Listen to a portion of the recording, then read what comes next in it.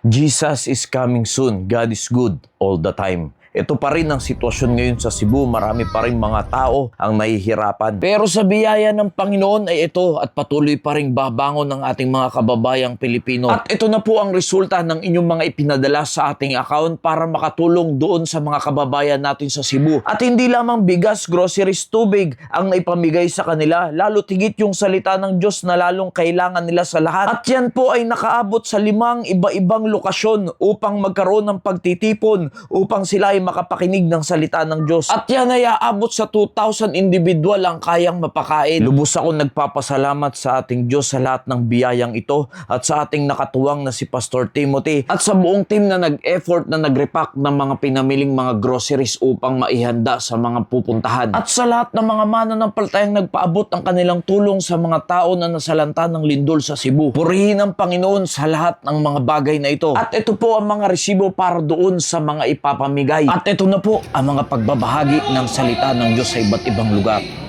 Ikaw ka ni bugas. Kinsa'y nagpatubo. Ikaw ang Diyos. Kinsa'y nahatag puso. Ang Diyos. Kinsa'y naghatag og lugas sa mais. Diha sa puso. Ang Diyos. Ipadala sa Ginoo, doon ay mga hinabang. Salamat na nagay kinabuhi na walay natapusan. Pitbita na sa tibok inyong kinabuhi. Amen. I hope na makalamang ta aning atong kalamitan tayo. Kung kabawa ka, before close, pasalamati ang Diyos na naluwas ka ron. Kaya ang linog na atong nasinati na 6.9 wala hada sa linog na umaabot karong pinakataw.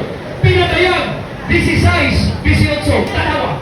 Ang 6.9 kusog na magbitili, pero mas kusog pa rin walang di nakakaabot ani kung si Kristo na nasimong kasing-kasing kay mubalik na siya o ginibalik niya ang nasas panganon. Tuwaon niya ang talang mga nagdawat niya. Sundag sa pagampo, litok na yun, tawag na yun, ang ngalan ni Kristo pinagin nga pagampo. Sundag ko yung nani nga pagampo. Ginoong Iso Kristo, sa iyong katubangan, atong giyangko.